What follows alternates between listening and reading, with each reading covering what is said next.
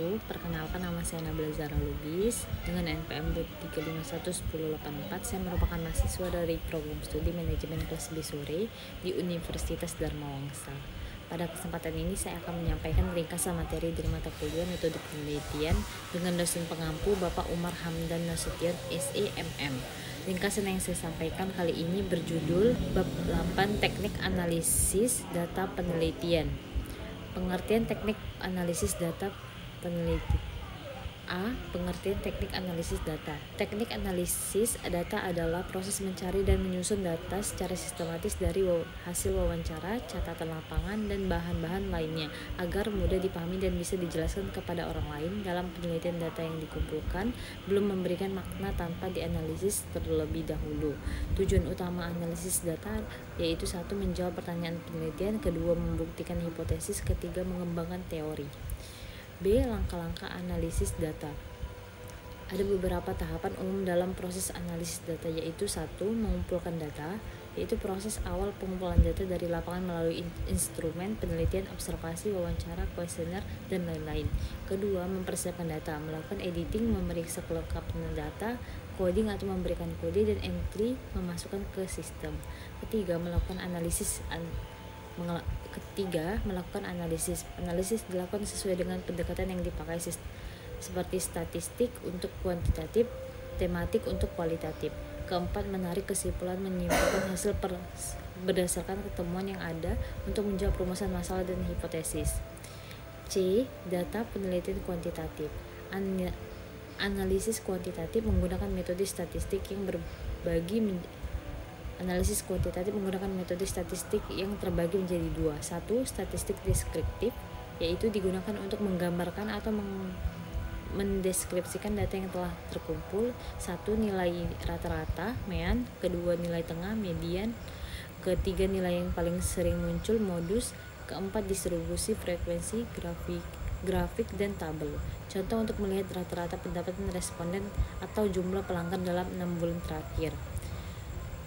2. Statistik inferensial digunakan untuk menguji hipotesis dan membuat generalisasi dari sampel ke populasi, biasanya digunakan dalam penelitian eksperimental. Contoh uji. 1. Uji T membandingkan 2 rata-rata untuk melihat rata-rata pendapatan responden atau jumlah pelanggan dalam 6 bulan terakhir. 2. Statistik inferensial digunakan untuk menguji hipotesis dan membuat generalisasi dari sampel ke populasi, biasanya digunakan dalam penelitian eksperimental. Contoh uji T membandingkan 2 rata-rata. 2. ANOVA membandingkan lebih dari 2 kelompok. 3. Regresi melihat pengaruh variabel X terhadap Y. 4. Chi-square untuk data kategori. Statistik kuantitatif berdasarkan distribusi data. 1. Parametris digunakan jika data berdistribusi normal dan jumlah sampel cukup besar. 2. Non-parametris digunakan jika data tidak berdistribusi normal atau skala data ordinal atau nominal. Tabel 81 menjelaskan ciri dan statistik untuk melihat rata-rata pendapatan responden atau jumlah pelanggan dalam 6 bulan terakhir. 2. Statistik inferensial digunakan untuk menguji hipotesis dan membuat generalisasi dari sampel ke populasi, biasanya digunakan dalam penelitian eksperimental. Contoh uji T membandingkan 2 rata-rata. 2. ANOVA membandingkan lebih dari 2 kelompok. 3. Regresi melihat pengaruh variabel X terhadap Y. 4. Chi-square untuk data kategori.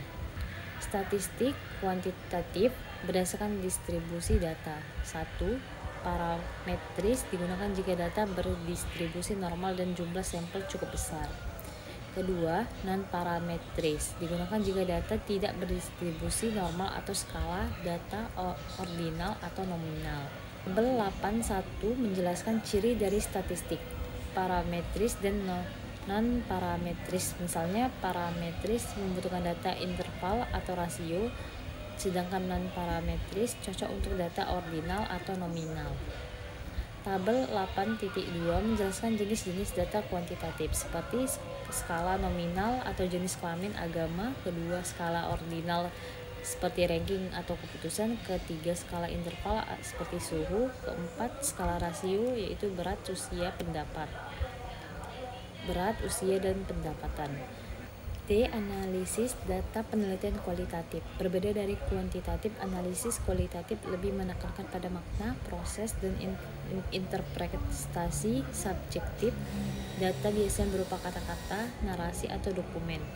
Model yang digunakan Miles dan Huberman. 1. Reduksi data, yaitu merangkum dan memilah data penting, misalnya hanya memilih kutipan wawancara yang relevan. Kedua, penyajian data yang telah diringkas ditampilkan dalam bentuk naratif, matrik, grafik sederhana, atau bagan. Ketiga, penarikan kesimpulan dan verifikasi, yaitu kesimpulan awal dikembangkan selama proses berlangsung. Penelitian mencari pola hubungan antara kategori dan interpretasi makna. Nomor 8.3, komponen analisis data menunjukkan bahwa analisis data adalah proses interaktif dan terus-menerus, bukan dilakukan hanya di akhir. Demikian ringkasan yang dapat saya sampaikan. Semoga materi ini bermanfaat. Wassalamualaikum warahmatullahi wabarakatuh. Terima kasih.